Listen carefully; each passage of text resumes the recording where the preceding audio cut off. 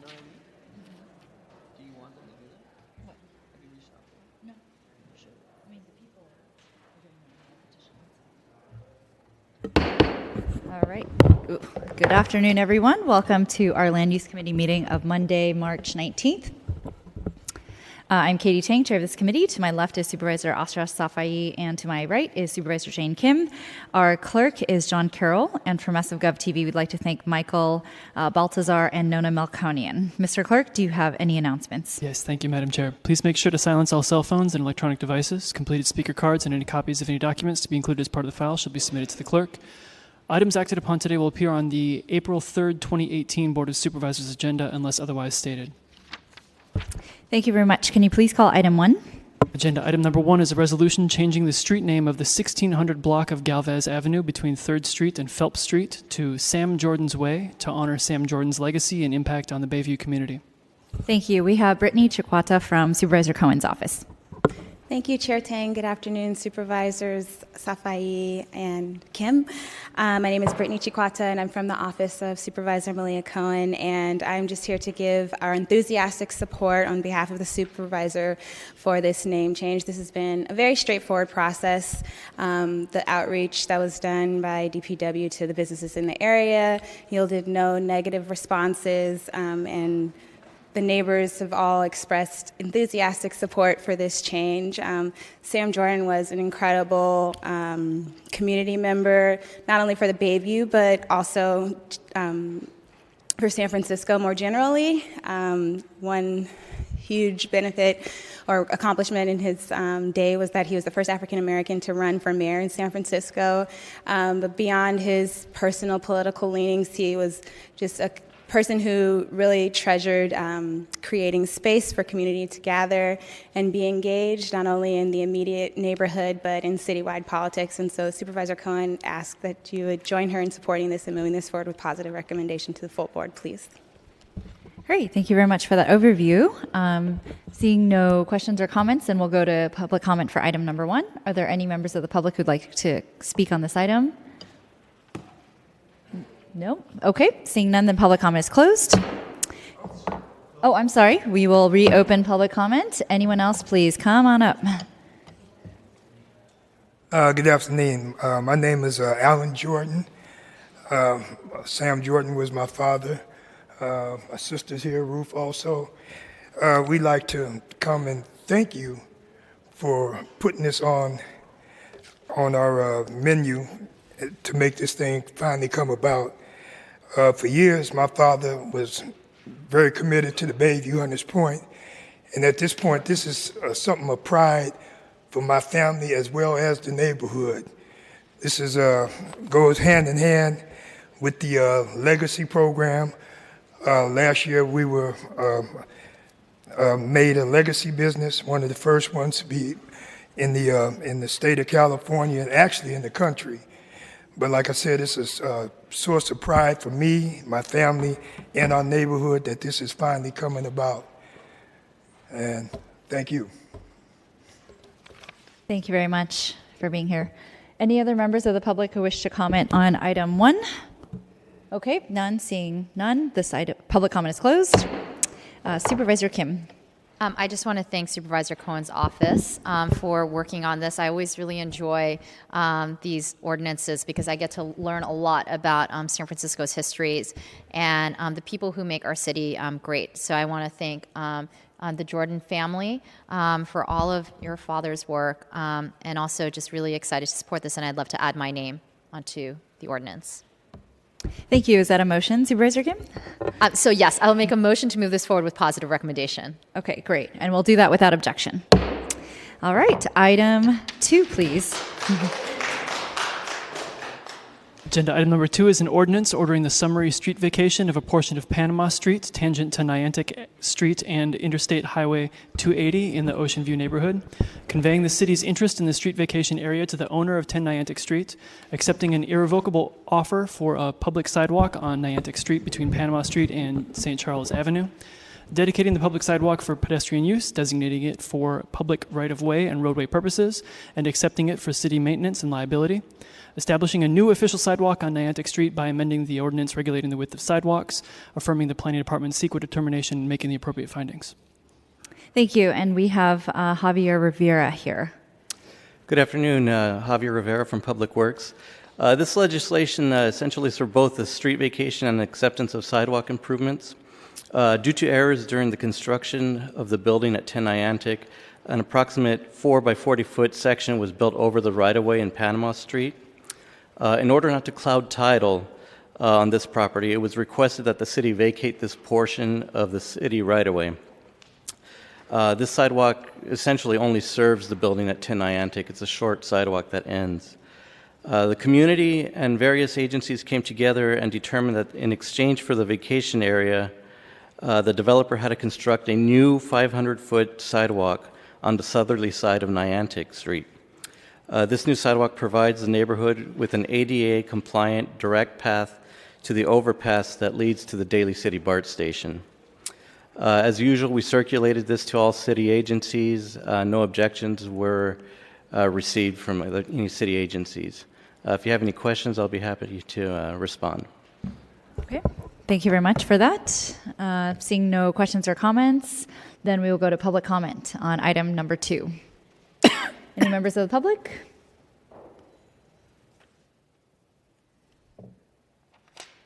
Hi, Jeremy Schaub from Schaub Lee Architects, representing the project sponsor. I've come to this project rather late, but as you can see, there's a long history of this house being built over 10 years ago, and we just look forward to clearing this up. Let me know if you have any questions. Thanks. Thank you very much. All right, any other members of the public who wish to comment on this item? Supervisor Safai. Can I have the gentleman from BSM come back up, please? I'm just curious how this actually happened. How was it that the project sponsor built in the public right-of-way? To be honest with you, I'm not sure. It could have been a surveyor's mistake when they were staking out the property on the land, or it could have been the contractor that misread what was going on during the construction. So it wasn't a fault of BSM, you're saying? No, sir. Okay. Thank you. Okay. All right. Seeing no other questions or comments. I do have a comment. Supervisor I'm so Kim. sorry. I am going to be voting against this today for a number of reasons. I don't think there has been a good response as to why the project sponsor built on public land without approval previous to this. So I think we need a better explanation of that. Also, I think there's a number of issues with this property, including evictions that are now on the record that have now vacated 3 units. And 3 households from San Francisco. And I know they're attempting to legalize one of these units at planning right now. There's also active complaints on the site at the Department of Building Expansion. So if this is going to move forward from Land Use Committee today, I will not be voting for it. But I do think that we should make a motion to continue this item until we have actual answers as to why the project sponsor and property owner built on public land without approval from the city prior. Okay. Thank you, Supervisor Kim. And I'm okay with the continuance if you wanted more information at the next meeting. Supervisor Safai. I actually met with the head of the Department of Public Works, and so we had a conversation about this. I just wanted to have you guys be on the record saying that it wasn't your department, but I know that there was some misreading of the plans, and I know that in terms of how when they constructed it, it was something that found out after the fact, but they spent a lot of time working with the community, and they actually constructed a significant portion of the sidewalk in exchange for this mistake, and I think that I'm okay with that in terms of how the resolution was, and I was okay with the explanation from the head of the Department of Public Works. Okay, thanks, Supervisor Safai. I think there may be 2 routes we could go. One is that we could either continue it. Another is that we send it to the full board without recommendation, and we don't have a board meeting next Tuesday anyway, so it would still be quite a bit of delay. So I'm okay either way to get more information. But I will be voting against the motion. Okay. I'm okay with sending it to the full board. Okay, so send to the full board without recommendation. Okay. All right. And can we take a roll call vote, please? On the motion to send the resolution to the April 3rd board agenda without recommendation, Vice Chair Kim? No. Kim, no. Member Safai? Aye. Safai, aye. Chair Tang? Aye. Tang, aye. Madam Chair, there are 2 ayes and 1 no with Vice Chair Kim in the dissent. Okay, so this item will go to the April 3rd board meeting without recommendation. And again, we'd like to get the additional information that Supervisor Kim requested. Okay. All right, Mr. Clerk, if we can call items 3, 4, and 5 together, please. Agenda item number 3 is an ordinance amending the general plan to revise the map of proposed height and bulk districts in the downtown area plan for the San Francisco Conservatory of Music project at 200 to 214 Van Ness Avenue and affirming the appropriate findings. Agenda item number 4 is an ordinance amending the planning code to authorize a height limit exception for the San Francisco Conservatory of Music project at 200 to 214 Van Ness Avenue for an additional building envelope. They'll be used to enclose or screen specified features from view, allow increased roof height for performance and common space, and provide additional visual interest to the roof for the structure. Amending the zoning map to change the height designation for Assessor's Parcel Block number 811, numbers 10 and 12 from 96X to 120X, affirming the CEQA determination and making the appropriate findings. And agenda item number 5 is an ordinance approving a development agreement between the City and County of San Francisco and the San Francisco Conservatory of Music, a California nonprofit public benefit corporation, for the project at 200 to 214 Van Ness Avenue between Hayes Street and Tom Whitell Place, Mid-Block Alley, with various public benefits including creation of student housing, faculty housing, a new performance venue in the Civic Center cultural area, activation of a neglected portion of Van Ness Avenue, 1-for-1 on-site replacement of 27 existing dwelling units with a specified replacement and interim housing program for existing tenants, including the clear right to return to a comparable unit and an interim relocation housing assistance, voluntary application of rent control and waiving rights under the Ellis Act, making CEQA findings and findings in conformity with the general plan, setting the impact fees and exactions as set forth in the development agreement, confirming compliance with or waiving certain provisions of the admin code, those are chapters 14B and 56, and ratifying certain actions taken in connection therewith as defined within the ordinance. Thank you very much. And we'll turn it over to the district supervisor, Supervisor Kim. Thank you so much, Chair Tang.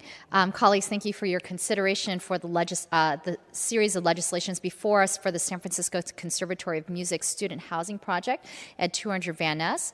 This project calls for a 113-room group dorm that would accommodate 420 students near the Conservatory of Music's campus on Oak Street, which was created in 2006. The Conservatory of Music is a nonprofit music education institution and has provided education to San Francisco for over 100 years and has been a critical part of our cultural district along the Van Ness corridor, where we also have the San Francisco Symphony, Opera, and Ballet, and maybe one day a San Francisco School of the Arts as well. We know that student housing and the construction of student housing is an incredible need, particularly in this housing crisis. And at this board of the last several years, we have talked about how to ask our educational institutions to build more housing so that students aren't competing with our everyday households, families, and seniors in our very competitive housing stock here in San Francisco. So I first want to acknowledge the San Francisco Conservatory of Music for answering our call and looking proactively to build housing near their campus, also in a way that students can walk to school, so not increasing congestion or traffic in our area, but also working to make sure that in procuring a site where there was already rent-controlled units and existing residents, that they had spent this time over the last couple of years individually meeting with all of the tenants, assuring that they would get adequate housing during construction, and then an absolute right to return with rent control back to a unit in this actual building. It was a very sensitive subject, and I know when the conservatory first came to my office, I was very hesitant to support because this board has always shied away from removing any rent-controlled units here in San Francisco. It is, a position that this board has taken several times, that we don't want to demolish our existing working and middle-class housing. Once we demolish rent-control housing, it never comes back. And so the efforts that you have taken over the last couple of years have been tremendous, and I really appreciate the assurances that you've given both to the tenants but also to our office. But I also know that it took a tremendous amount of time, so I appreciate your patience in working with us. And I'm really proud of the project that's now before us today. It's going to build many units of housing, again, for 420 students that won't be on the market competing with our other residents, and it is securing our existing community here on the Van Ness corridor. And in fact, their relocation is at 150 Van Ness, so just down the block. So services and community that these tenants depend upon, they'll continue to have both during the construction and when they return to the new building.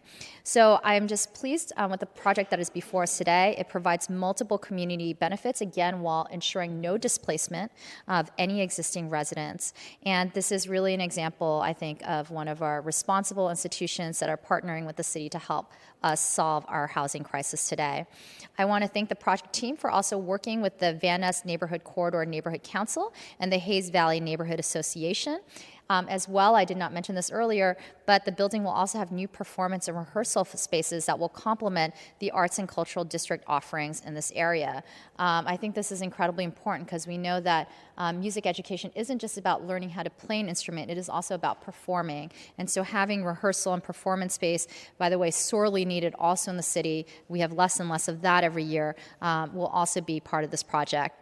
I also want to thank the staff at Planning, Claudine Osbaugh and Dan Sider, as well as the Mayor's Office of Economic and Workforce Development, Ann Tapier and Krizia Tano, and Heidi Gerwitz from the City Attorneys. I also want to recognize Moses Corrett, who's come on board to our staff and for all of his work in shepherding this project through its final phases. And colleagues, I do have some minor amendments that I've already circulated to your office in advance that I will be introducing today. So with no further comments, I want to welcome up, I think, the planning staff to present. Thank you. Good afternoon, Honorable Supervisors. Claudine Osbaugh, Planning Department staff. The actions before you today are 3 ordinances to enable the San Francisco Conservatory of Music to construct the mixed-use project at 200 Van Ness Avenue and include a general plan amendment, planning code text and map amendments, and a development agreement. The general plan amendment would revise map 5 of the downtown area plan to reflect the increased height proposed under the accompanying map amendment that reclassifies the height limit of the site from 96 to 120 feet. The text amendment would allow exceptions for obstructions, ground floor design requirements, usable open space, group housing exposure through the 309 process, as well as create a height limit exemption for additional building envelope for screening and increased roof height for performance and common space. On February 8th, the Planning Commission voted to recommend approval of the general plan, planning code text and map amendment ordinances, and the development agreement ordinance. This concludes planning staff's presentation, but I'm happy to answer any questions. Thank you. Good afternoon, Chair Tang and Supervisors Kim and Safai, Ann Topier, Project Manager with the Office of Economic and Workforce Development. Thank you for your time and for your consideration of this project and the development agreement. Before I begin, I wanted to make one correction to the DA document that I'm not sure if was circulated or not. We have circulated those. Yeah. Okay, thank you. So the Focus Development Agreement ensures that the Conservatory of Music will provide all of the community benefits, fees, and requirements in the code, in addition to the key provision of this negotiated agreement, the one-for-one replacement of the 27 existing rent-controlled units that currently occupy the site. The 27 new replacement units will be modern apartments consisting of 6 studio and 21 one-bedroom residences with a secure entrance and elevator for tenants. The conservatory will provide existing tenants with a clear right to return to the replacement units at their current rents, and they will voluntarily submit the replacement units to the ongoing jurisdiction of the San Francisco Rent Control Ordinance for as long as the ordinance or any successor ordinance remains in effect in San Francisco. These protections will be recorded in a notice of special restrictions that will accompany the development agreement as Exhibit G. The project sponsor has worked closely with the tenants and the city to develop the replacement housing and interim relocation plan that is recorded in the DA. This plan, which appears as Exhibit C in the document, establishes the following terms for temporary and permanent relocation of existing tenants. Prior to and as a condition to commencement of construction of the project, the conservatory will provide the existing tenants with temporary comparable housing. As Supervisor Kim mentioned, they have entered into an agreement with the management at 150 Van Ness to provide tenants with temporary units during the construction of the new building. We're hopeful that the ability to remain in the immediate neighborhood in these brand new units will minimize disruption and anxiety for the tenants. The sponsor has entered into a master lease agreement and will cover any differential in rents at the temporary site. Additionally, the conservatory will pay the tenants' costs to move both to temporary housing as well as to the newly constructed permanent replacement units once the building is ready for occupancy. The conservatory will pay for utility reconnection fees or charges incurred by the tenants, and the sponsor will work with the San Francisco Housing Authority to ensure that tenants with existing Section 8 vouchers will continue to be eligible during both the temporary displacement period and in the permanent replacement units. The sponsor is working with individual tenants to resolve any unique concerns, circumstances, or barriers that require specialized access to all relocation services. To date, the project sponsor has spoken directly to every existing tenant to provide information regarding the relocation plan and answer questions these tenants have regarding their temporary and future permanent housing options. Finally, the conservatory has developed a comprehensive noticing and moving protocol in order for tenants to receive ample notice several months in front of anticipated dates for the permanent relocation. The protocols include opportunities for the tenant to tour the project site and view the new units, review floor plans, and provide a ranked preference list for particular units. Thank you for your time, and I will be available for any questions. Thank you so much. Ms. Tapier, oh.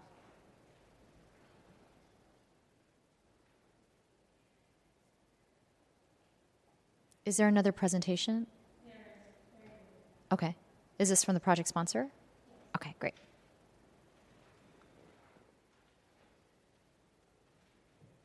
Good afternoon, honorable supervisors. I'm Suzanne Brown with the Equity Community Builders, and we are the project manager, development manager for the project. I just wanted to mention real briefly, David Stoll is going to come up as the president of the conservatory. I have been working with Trudy Leskatoff, who is the director of public affairs for the conservatory, over the last 2.5 years to meet with tenants. We've had several community meetings at 200 Van Ness, and then Trudy has been meeting with tenants directly over the last 2.5 years. We did have a relocation consultant that we brought on board 1.5 years ago and have found that Trudy is a much better, she has a relationship with many of the tenants, so she's been really working with them.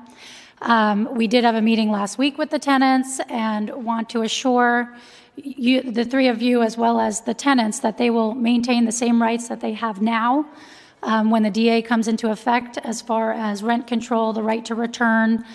And the conservatory wants to be a good neighbor as a nonprofit education and make sure that the tenants are taken care of. And with that, I'd like to introduce David Stoll, who will give a brief presentation on the conservatory and the project. Thank you, supervisors. It's an honor to be here today. If we could cut to the slide deck very quickly that's on the computer, I think we can go through a couple of slides.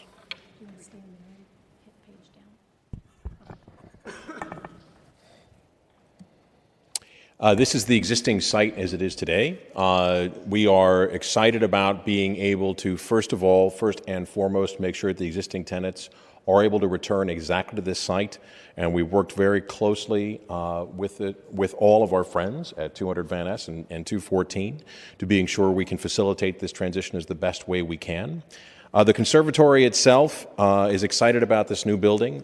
This is a rendering of what the building would look like ultimately, as you can see, just north of the development to its south. This building will, in fact, be not only an excellent source for student housing, being able to provide our students with a place to live that builds community for them, that is within walking distance of the school, but it does, in fact, have the performance space, as the Supervisor Kim referenced. I think what's important to know about these performance spaces is there will be 600 performances a year, more than that, going on at the conservatory. These spaces will be active, and of those performances, 9 out of 10 are open and free to the public. It really gives a chance for families and for people who want to engage music to come into the space. The space itself at the lower level is highly transparent. That is to give access to art to the public as part of the mission of this institution. You can also see that as we come back away from the space behind the Civic Center, that it has a low profile relative to the buildings around it, but that it does provide a wonderful penthouse, as we call, recital hall on top. This hall is also open to the public. 9 out of 10 concerts in that space will also be free, and it will provide a beautiful evening for people who wish to engage music. These floor plans outline the entrance floor plan downstairs. This shows you essentially in the southwest corner this gorgeous glassed in recital hall. You can see it there. This gives you a sense you come to the corner of Hayes and Van Ness that you will be able to see recitals, performances, rehearsals, master classes taking space in there. I should point out that the school is the only standalone conservatory offering university-based degrees west of the Mississippi that's fully accredited. But we also have extensive programs for children and for adults. Every Saturday we have a pre-college program. I should point out that 98% of our students are on financial aid. We give back 53 cents in every dollar of tuition that we collect. We are the most diverse conservatory in the United States of America and among the top 5 institutions in the world, and 38% of our students come internationally to study at the school. This is from inside that performance space looking back towards Davies. It gives you a sense of how bright and light that space will be. This is the entry lobby to the building that takes you into that performance space. This is a student center. This will provide students a place to have meals, to get together, to play some ping pong. This is going to face Hayes Street as you come up, so give you a real sense of the activity in the building. This is looking at the performance space and restaurant that will be on the corner of the building that faces Davies Hall. We'll have live jazz as well as chamber music in this space and pre-concert lectures. This then gives you an outline of the replacement housing. There are 2 levels of replacement housing. Everyone comes to the front door of this building. There is a private elevator that takes you up to these 2 floors where the 27 units are located. All of them are facing the street and have light directly into the spaces. We move up into the building. You see the student housing design plan. These are basically 2- and 3-bedroom suites that provide quads, 4 students per suite or 3 students per suite. We'll have 62 students housed per floor. On the very top of this building, you'll see this gorgeous performance hall. The vista to the north is really quite spectacular. You will see City Hall in the distance when you come in. To the west, the glass sweeps up and you look out to the west over the top of Davies Hall to the setting sun. And again, this is a public performance space. We look forward to welcoming families and visitors from the community here on a daily basis.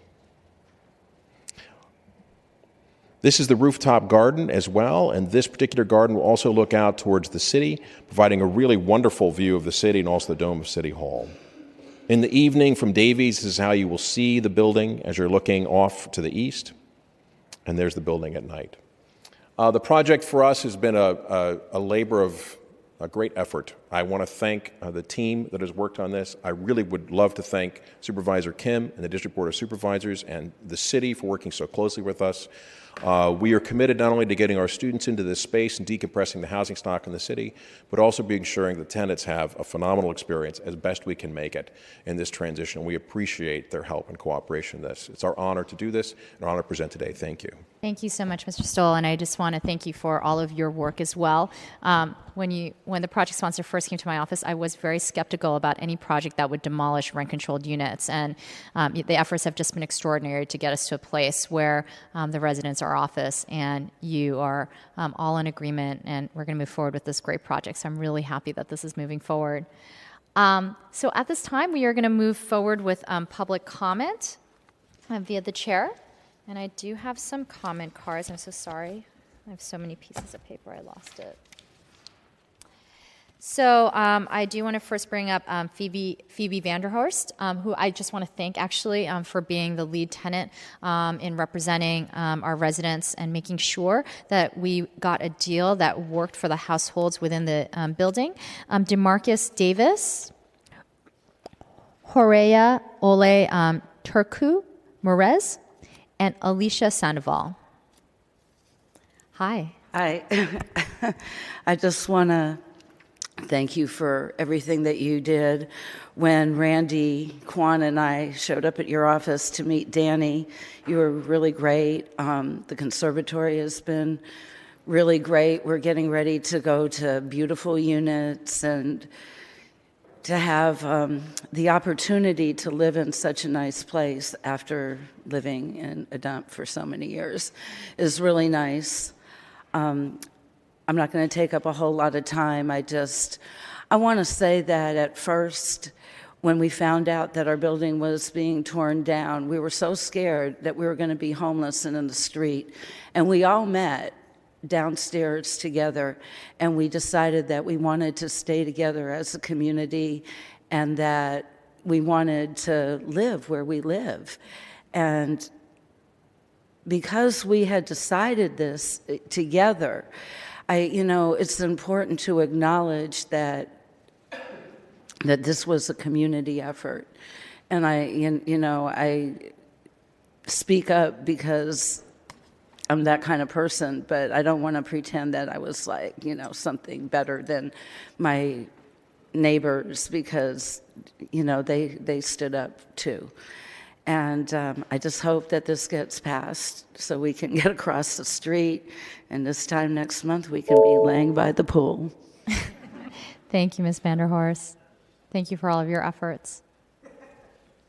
Good afternoon. My name is DeMarcus Davis. I am a senior at the San Francisco Conservatory of Music, studying violin performance, where I serve as a resident assistant and the president of the student council. I'm just here on behalf of the students to show our undying support for the project. The San Francisco Conservatory is a very special place for us, and it is because we are the most diverse conservatory in the country, which perhaps makes us the most diverse conservatory in the world.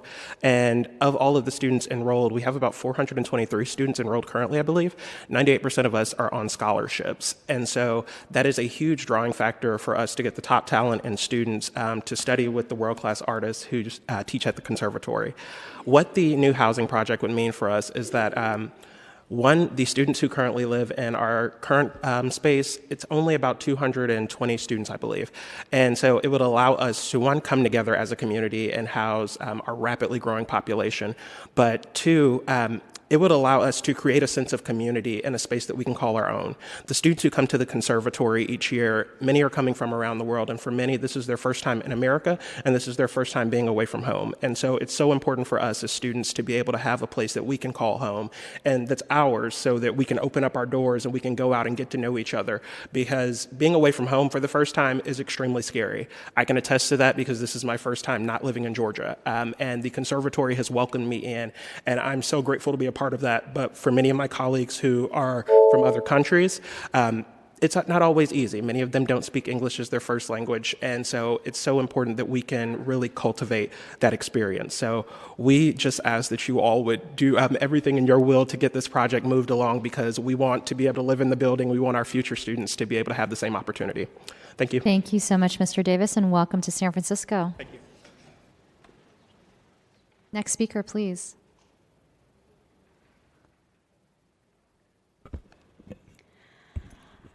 My name is Alicia Sandoval. I'm a counselor and organizer of the Housing Rights Committee. I've been working with the tenants at 200 Van Ness, which are in support of this project. As long as there is a just relocation plan that's going to benefit the rent control tenants. When this project came in front of the planning committee, the Conservatory of Music made a commitment that they weren't going to change the terms of the contract.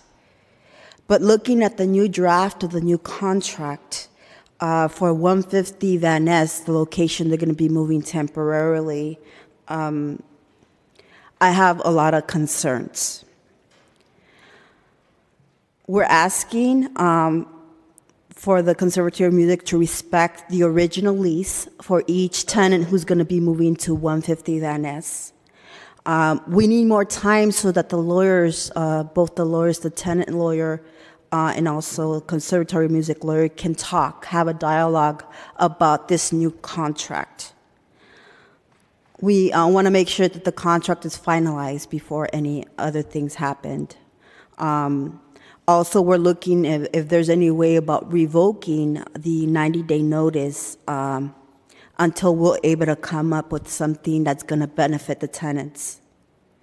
We need to continue a dialogue between the tenants on the table, HRC, and also representation from Supervisor Kim's office. There are a lot of questions. For example, what's going to happen if they don't move in 90 days? What if the tenants don't agree with the change of terms that would allow them to move back after 2 years? Those are some of the questions we have. We need more time to discuss what's before the tenant signs this new contract. Thank you.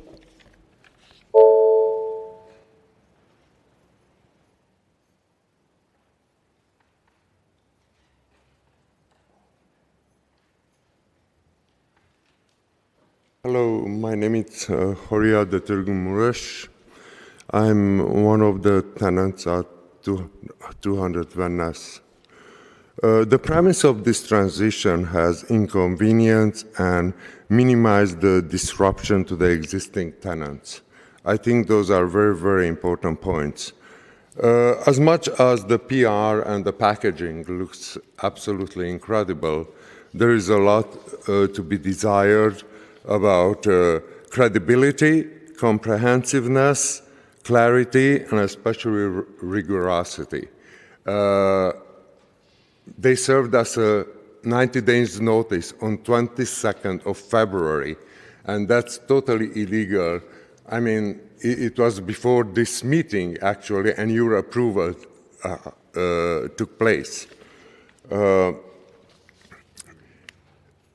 In this process in the last 2 weeks, it was a little bit of abuse and harassment from Trudy Laskatov, who is directing this process. And what is interesting is that Michelle Obama has a wonderful quote: "The presidency does not change who you are, reveals who you are." And I think everything what happened in the last 2 weeks just reveals actually the underlying subtleties of the conservatory, maybe to don't play the game that they promised and they advertised from the beginning.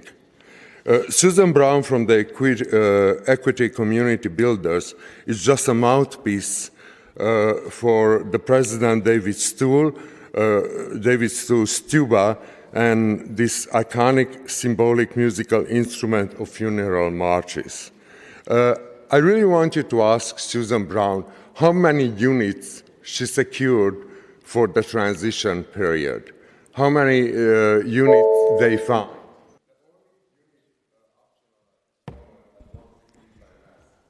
Thank you so much. That's your time, but we're happy to take the rest of your comments that you've written for the committee. Thank you so much. Next speaker, please. And by the way, I'm sorry, I do have 2 more speaker cards, Marlene Morgan and Edward Mason. You can go ahead and speak, but there's 2 more speaker cards. Just come up. My name is Emmy. I am in support of these changes. I'm a long-term tenant at 200 Van Ness. I've lived there for 20 years. I do want to support it, but I want to list some of the changes I want to see. Because in January, the conservatory delivered a package to all the tenants, which included the relocation plan and an invitation to a town hall meeting. That was in January. I did not receive this package until February, after the town hall meeting. I find this situation very disturbing. I am the only original leaseholder in the entire building who has a college education, a university education, who speaks fluent English, and who has the diligence, the capacity, the willpower to read through these documents and understand what the implications are. And I didn't receive a document. The entire building is surveillance. Where did my document go? Why wasn't it delivered to me? Had I been given the package at the same time as everyone else, I would have reviewed the document, and I would have attended the town hall meeting. And I would have raised questions. And this has happened even though I've been on top of requesting updates. In the summer and the fall of 2017, I checked in with the conservatory on 3 separate occasions regarding updates. This, I don't know, can I see it? How does it, Joe? I don't know, something like that. Here's an example of how communications really can be improved. This is a letter announcing the relocation plan in January. This letter looks like anything that anyone can print out and distribute. I found this letter rolled up and jammed into my doorknob. This letter has no letterhead, no signature. I requested a letter with a signature and a letterhead sent to me, and it took 2 weeks to get a response. Another issue is proper notification. From the start, tenants were not notified that the conservatory bought this building. Many of the... Thank you for your time. Emmy, I do have a question for you. Do you currently live in this unit? Yes, I live in this unit where this is a picture. And will you say on the record that you've lived in this unit those entire 20 years? It's going to be 20 years coming up in a couple months. Have you lived in this unit? Yes, me. You am the personally have person- resided in this unit? Yes. Okay. And my understanding is that you have a subtenant in this unit I as have well? no subtenant. It's me and a roommate. Okay. Okay. Thank you very much. Hi, Ms. Morgan. Hello, supervisors. I'm here on behalf of the Van Ness Neighborhood Coalition, Neighborhood Corridor Coalition, and several months ago we wrote a letter strongly in support of this project. I'm not going to speak to the tenants issues because, there's clearly some new things that are going on there that you will want to deal with, but we feel this has incredible value for the corridor. We support the idea of enhancing the Performing Arts District and bringing students, having student housing there. We would like to see more student housing around universities. This is a great thing. We're also very excited about having the Performing Arts High School going in there. We see that this is a nexus of the students being able to find work and internships near where they live, not having to commute long distances. We like the design. I think it's a beautiful building. And we think that the way that the conservatory is integrated on the ground floor and the top floor, the open-walled rehearsal spaces so that the public can go in and watch the students perform in these performance places is a great thing for the community.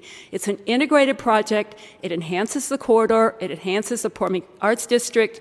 It brings housing into the corridor. We support it and certainly hope there's a good outcome for the tenants. Thank you. Thank you, Ms. Morgan. Thank you for supporting this project. Hello, Ms. Kim. Hello, everybody. My name is Annie Wong of apartment 302. I'm here just I have a question I want to concern, that is, we have to move out before, no later than June 11.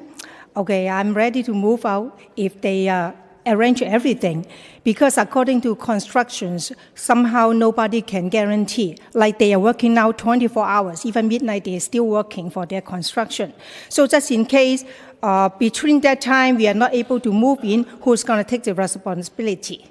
And where we're going to stay, and also removing back in the year of 2020 as well. So that means that we're only going to stay over there for 2 years, and after that, if something has to extend, who's going to take care of that part? And besides, for the key that I have to handle it to the new apartments manager, that would be fine for me, because I believe the other building, they will have much nicer management. But I have a very bad experience in my apartment. That is, I received a notice. They will send a guy to my apartment to test for the wall in the kitchen and the bathroom to find any moles or anything they need to repair. Okay, fine, I let them come. And then one guy coming into the apartment, one guy staying outside my door. So I gotta stand outside, the door and watching that guy. And then the other guy keep walking straight into my apartment. But he just walked straight all the way through my sitting room into the kitchen. And by the way, when he come out, he's facing me. He handing a camera in front of his body. So that means he's testing nothing in the bathroom or the kitchen. He just keep taking pictures in my apartment. And I think that is not right. And I report this to to Ms. Trudy, okay? And she promised never happen again. So I ignored that manager, because whatever he sent me any notice, nobody gonna be into my apartment except Trudy. Thank you. Thank you so much.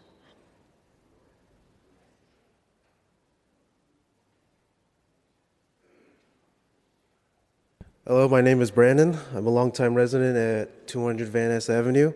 I would just like to echo the same sentiments as the Housing Rights Committee and our other tenants. And our main concern is the transparency of our notices received and security and tangible guarantee that we will move back into the newly restored 200 Van Ness apartments.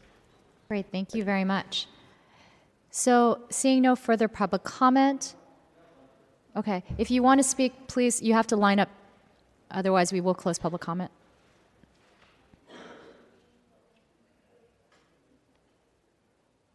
Hi, sorry for my delay here. I wanted to try to coordinate with all the tenants at the building because I'm not a tenant there. I wanted to make sure they had the opportunity to speak before me.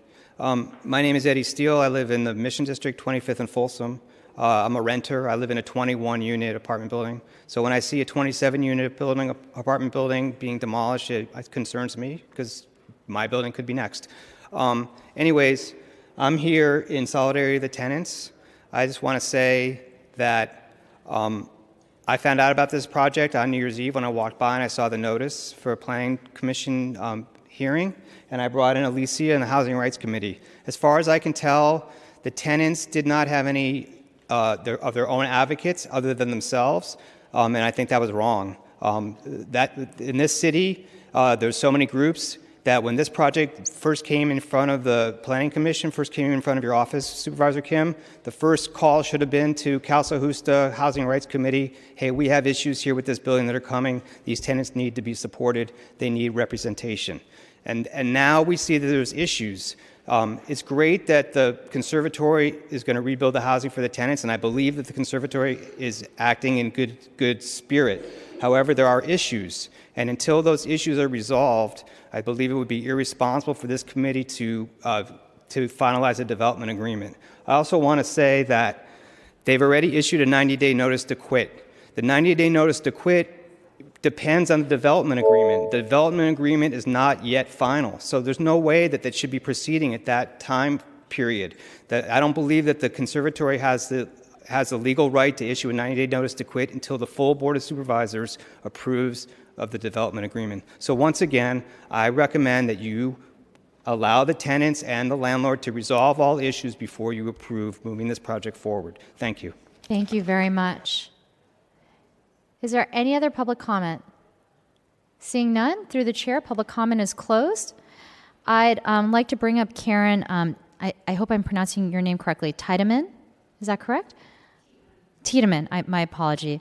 I know that you're the tenant attorney for the conservatory. There were a number of questions that the tenants asked. A couple I'll just reiterate. One was, if the construction takes longer than what is expected, what will happen then?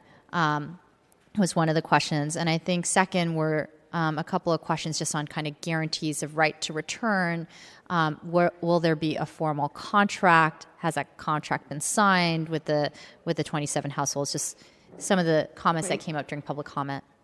Right. So with regard to your first question about what happens if the construction takes longer, the arrangements that the conservatory has made with 150 Van Ness is that the conservatory is master leasing the units, and then the tenants are subtenants of the conservatory. The tenants are subject to just cause for eviction under the lease that we have proposed, the sublease. And so the conservatory will have to continue to pay their rent differential for as long as the construction continues. The only basis we can terminate that agreement is the just causes under the rent control ordinance and when the permanent units are available. So just to make it utterly clear, so the conservatory will be a master lessor of 27 units at 150 Van Ness? I think it's 23 units. There are a few vacant units currently at 200 Van Ness. Okay. You think, or are you sure? Is it 23? Yeah, it's 23. Okay, so there's 23 households at the site today. The conservatory has taken on 23 units at 150 Van Ness, and every one of those households will be paying their current rent and will be under the protection of the rent control ordinance in those units for as long as the construction takes place. That's correct. And when they return to their units, rent control will still control for those tenants. Yes. So in the permanent building, the contractual arrangement is between the city and the conservatory in the development agreement, where the conservatory has agreed that those units will be permanently under rent control and has agreed that the tenants have a right to return. Great. And what guarantee do the tenants have of this agreement? Well, I think the guarantee is that the city can actually enforce that. That is an obligation that you, the city, are imposing on the conservatory as part of the agreement. Okay. Ultimately. And is there anything, one of the questions that came up from the tenants was something formal that they could see on letterhead. Is there something that we can provide to the tenants that would give them that type of assurance? On top of the development agreement that the conservatory is agreeing to with the city. Yes. So we have provided the tenants with letters outlining the relocation benefits that are in the development agreement. Those were on letterhead. We can also provide the tenants with subsequent letters that would document that, if that would make them comfortable. Okay. I think some of it is just a trust issue. Right. And it's a little uncomfortable when the agreement is not between them and the conservatory, but between the conservatory and the city. So I understand that distinction, but I think it's important for all the tenants to hear that. And sometimes it might just help as an extra layer of assurance to see that written out on an official letterhead so that understanding is there. But just to reiterate that for members of the public that are here and also for the tenants, the conservatory has agreed with the city to ensure that the 23 households will continue to be under the protection of rent control at 150 Van Ness, and then when they return to the original site. And that agreement is with the city directly. And if the project sponsor reneges on any of those things, the city will be able to enforce rent control on behalf of those tenants moving into the future. So we will be your protection to assure that the project sponsor keeps to their word. That agreement is what this board is voting to approve via the Land Use Committee today and at the full board in 2 weeks. Thank you very much. Thank you. So are there any other questions or comments from members of the committee? Oh, it already ended.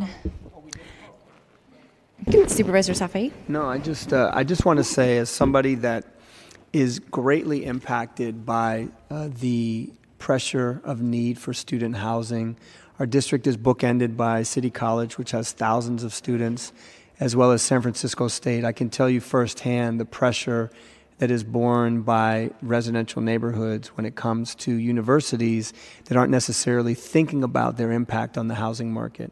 I think for a long time in this city's history, maybe homes on the west side as it pertained to those two universities, the OMI Lakeview as well as the Sunset, Park Merced, some maybe parts of the Richmond, west of Twin Peaks, would absorb students, and the price might not have seemed as exorbitant for people to double up or triple up or 6 or 7 in a home. But this example of the conservatory and how that they have been forward thinking about, one, providing affordable space for their students that are coming from all over the world and all over the United States and all over San Francisco, as well as the impact that it could have in terms of driving rents up, because 7 or 8 people sharing a rent versus 1 or 2 or family members, it's not equal footing.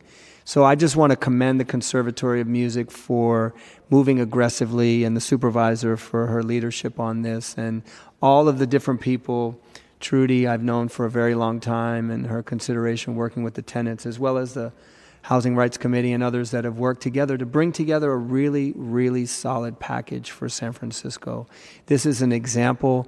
I really hope that San Francisco State takes a look at this. I think that their master plan is very short when it comes to the amount of housing that they need to provide and the amount of impact that they have on neighborhoods like mine. I really would encourage the planning department to push them and work collaboratively with my office, and we'll work together. It's not just your job, it's also my job, but to really push these universities to do and look at what the conservatory has done in this instance. I want to commend David Stoll for his leadership and all of the different players, Office of Economic and Workforce Development, as Supervisor Kim said. But I'm very, very excited about this project, the community space it provides, the amount of housing it provides, and the respect for the existing tenants. And you know, this is not to minimize in any way, shape, or form. We understand the impact that having the loss of someone's home has, but what great fortune it is to be able to move in their entirety across the street. And I know Supervisor Kim will make sure in every way, shape, or form that all of the paperwork is provided for everyone to see. But I feel very, very good about supporting this project and what it means for San Francisco. And so I commend the Conservatory and all the people that were involved in helping putting this wonderful deal together. Thank you. Thank you, Supervisor Safai. And I also wanted to add my comments as well, that, you know, as a former flautist, really excited about this project. And I think you thought very thoroughly about how it is that you would, again, as Supervisor Safai said and Supervisor Kim, respect the people who are living in this community already. And I think they probably, I mean, as we talked about, it's a deal that sounds too good to be true. I mean, it really is. And so I can understand the apprehension then because of that. But I think we sitting here in this public meeting are holding, obviously, the project sponsors to your word. and it's memorialized in a development agreement as well. So I think that I hope the tenants who spoke today, who voice concerns, will understand that yes, we do know that Supervisor Kim and everyone in the city family will make sure that those agreements are honored. But I think this is wonderful, and I love how you've found a way to incorporate more of the community and free concerts, so that it's really a place for everyone. That is just, I mean, it's gonna be a gem in our city. So look forward to seeing this break ground and to completion. So with that, do we have, I think we have amendments first. Yes. So I do have a motion to amend, but before I say that, I just want to reiterate again to the tenants that are concerned, and it's always, it brings a lot of insecurity when you're going to move to another unit and you're worried about coming back. I just want to reiterate again, this agreement is one that is being signed with the city. When the board votes on a development agreement, it is a contract between us and the project sponsor, and we will enforce a contract with the city on behalf of all of the residents. But I always understand there's a ton of fears and anxiety when moving. I do want to say, having worked on relocations before, prior to my time on the Board of Supervisors as an organizer, I understand, one-for-one replacement isn't enough. It's just as important to keep communities together and also to keep them in the neighborhood where they have their amenities and their services and their transit lines and, their routine. And so I just, I'm glad that we were able to work this out. 150 Van Ness is a beautiful building, and I'm glad that the tenants will be able to move there as a cohort. But I understand also that some of the tenants always have concerns to make sure that everything that is stated is going to be enforced. And I want to again reiterate that the city and this board is absolutely committed to doing that. I know some of the tenants did have their own attorneys that represented them throughout this process. One of the attorneys said it was the best deal he's ever seen. I'm not saying that it is or it isn't, but it just goes to show that I think a lot of effort was put into place to move this forward. So I do have a motion to amend. I have three, one on each of the items, one on item number 3. Again, it's just a technical amendment changing the resolution number 20104 and inserting, resolution number 20104 in lieu of the reference to motion number 20107. In item number 4, amending the draft ordinance, amending the planning code, so that we insert resolution number 20105 in lieu of references to motion number 20107. And then finally, in item number 5, amending the draft development agreement ordinance on page 4, section 2, in both lines 2 and 7, inserting, again, resolution number 20106 in lieu of motion number 20107. On page 4, deleting the phrase "by this ordinance." On the attachment 1 of Exhibit C to the development agreement, changing the square footage of Unit 308 from 500 square feet to 522 square feet. So that is the motion to amend. All right, and we can do that without objection. All right, and then on the item as amended, if we can get a motion on that. Make a motion to send this item to the full board with positive recommendation. All right, and we'll do that as amended without objection. All right, congratulations. Thank you. All right, Mr. Clerk, can we please call item 7? Item number 6. 6. Agenda item number 6 is an ordinance amending the transportation code to prohibit non-standard vehicles from operating without a permit as required by Article 1200 of that code and affirming the Planning Department's determination under CEQA. Thank you. We have Alexander Johnlin here from MTA.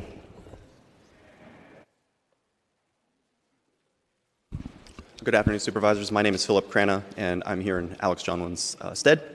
I'm the Enforcement and Legal Affairs Manager of Taxi Services for SFMTA.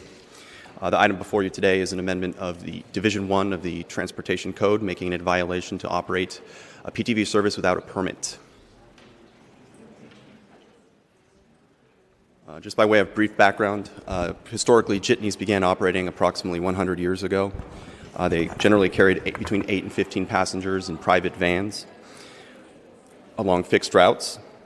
Originally, they were regulated under the police code. However, after the completion of BART along Market Street, there was a marked decline in the industry, and the police stopped issuing permits in the 1970s. Eventually, the jitney regulations were repealed by the SFMTA board in 2011. However, they did leave a placeholder called non-standard vehicles. Shortly thereafter, in 2014, new entrants into the market began operating. The last one still standing is Chariot. These are privately operated buses and vans. The distinction between the original jitneys is they are app-based. Other services such as commuter shuttles, tour buses, and casino buses are cross city lines, and so they are under the jurisdiction of the PUC.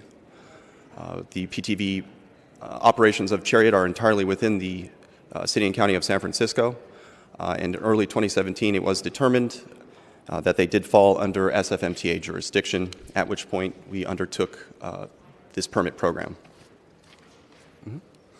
The MTA board has already approved the permit program. They did so in October of 2017. This included application requirements, permit terms and conditions, fines and fees. The program includes many requirements, but the key ones we wanted to point out were that the operators need to stop in safe legal locations. Generally, this includes yellow zones and white zones, as well as driveways, provided that the operator has permission from the driveway owner. Additionally, new routes must complement Muni rather than compete with it. We also require data, including GPS and passenger ridership data, to help us understand better how they fit into the transportation system. And they must also provide equivalent service to persons with disabilities. Chariot has applied, and we anticipate issuing a permit. The item before you today makes it a violation to operate a PTV service without a permit. The violation would result in a $5,000 fine for each instance of operating without a permit. And going forward, this would ensure not only compliance from permittees, but also allow us to bring new operators under our permit scheme. I will be available for any questions if needed. Thanks for that overview. Supervisor Safai? Sorry. Thank you, Chair. I just want to say, no questions. I just want to make a few comments. Our office worked collaboratively with Chariot, the SFMTA, and Teamsters Local 665 in general to come together to put together a partnership that I think that Chariot, the Teamsters, and the city ran with. We're very proud to say that this is a model program that can be replicated in other parts of the United States. I know subsequently to that time, Chariot is now part of the Ford Motor Company, and they're looking at taking this model nationally. I know that the permit program was designed to complement our public transportation system. I know they worked collaboratively with the SFMTA to ensure that that process would be one that would be about complementing. And so for districts like mine that have been identified in some ways as transportation deserts, as it pertains to the last mile in particular, there can be some difficulty, there can be some overcrowding of buses in the system in general. We've sat down with Chariot and talked to them about increasing the services there, and they put forward some proposals, and we're very happy that they're going to be presenting those to the SFMTA shortly about providing additional service to our district. But as it pertains to this particular permit and what's in front of us today, we just want to commend all the parties coming together, leadership of the SFMTA, Chariot, and the Teamsters Union. And this service in general is designed to get people out of their cars. This service is not about a single occupancy vehicle or riding in a single occupancy vehicle with one driver. This is about encouraging people to carpool and utilize the service either for the last mile or to get them to a final destination in a manner that complements our public transportation system. So we're very supportive of this program in front of us today, and we just want to commend all the different parties for coming together and working out what we think is a real positive solution. Thank you, Supervisor Safai. Any other further questions or comments? I would just say that I am glad that, given that this service has obviously come in response to demand by individuals who would like to do rideshare, carpooling, that we do have a regulatory system in place to address that. So I only wish that we could do that for certain other types of PTVs, but unfortunately, a lot of them do cross jurisdictional boundaries, and so we're prohibited from doing so due to CPUC regulation, which, again, unfortunately, we just don't have a whole lot of oversight or input over. So with that said, I think it's fine that we have, again, a regulatory framework for these, for chariots and others to operate under. So I look forward to seeing how this will play out in our communities.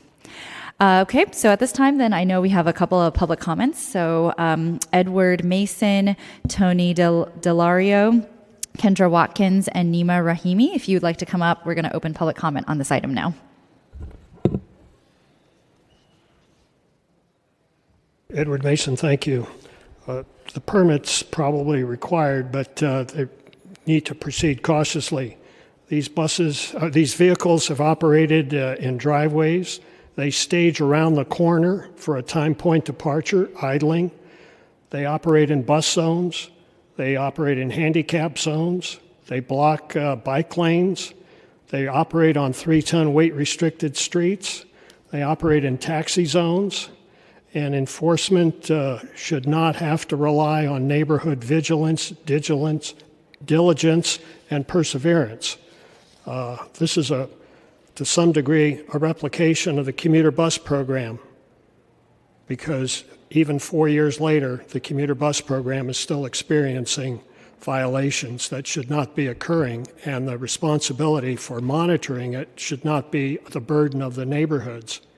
So I realize that this is touted as being a carpool and van pool. I think what you're doing is taking away ridership from Muni as opposed to the Uber and Lyft ridership that is in the domain. So proceed cautiously with this and take into consideration all of the violations that have been observed in the neighborhood and in the city.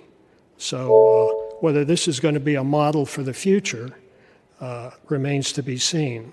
And until we come up with a robust system for Muni, this is a program that is going to be fraught with violations that need to be corrected. Thank you.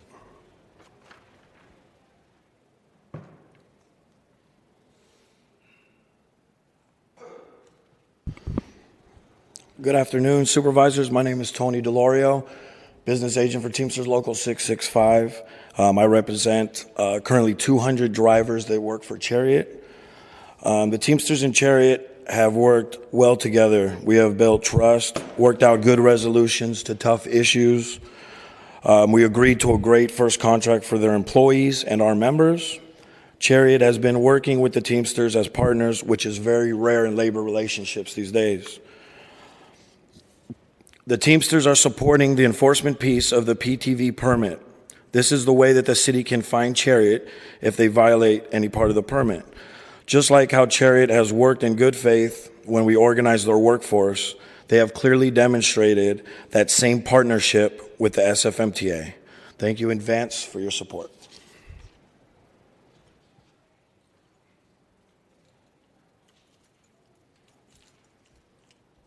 Good afternoon. My name is Kendra Watkins, and this is the first time I had a chance to speak with the Board of Supervisors. I did have a pleasure to speak with the actual Board of Directors, and I've been there at least twice. I'm a commercial driver for Chariot. I've been there a year as of last week.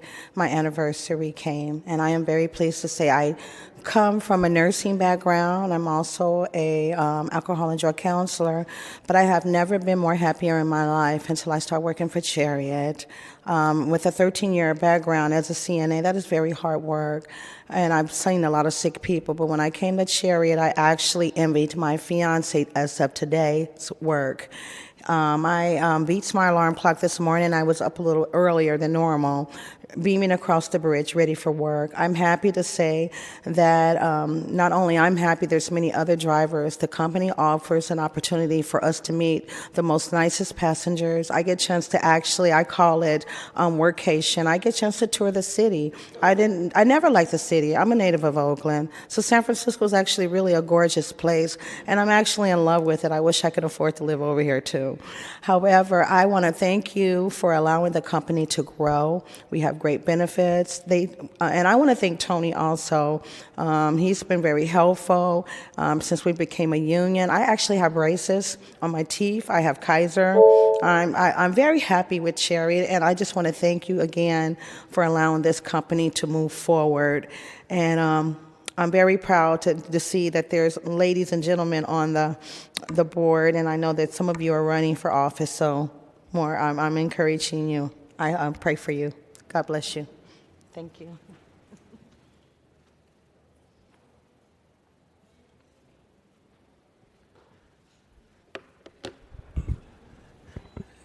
Good afternoon, supervisors. My name is Nima Rahimi, and like Kendra, I just celebrated my 1 year with Chariot as well, and I've been part of the process of designing this permit program with SFMTA from the beginning, and we've come quite a long way. We partnered with SFMTA staff to draft the regulatory regime for private transit vehicles, and as part of that regime, Chariot agreed to share data.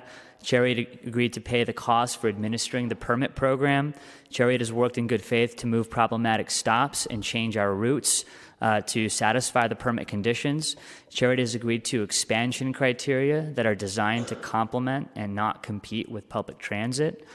Chariot has also worked with our Teamster family to make sure our drivers are getting good wages and good benefits.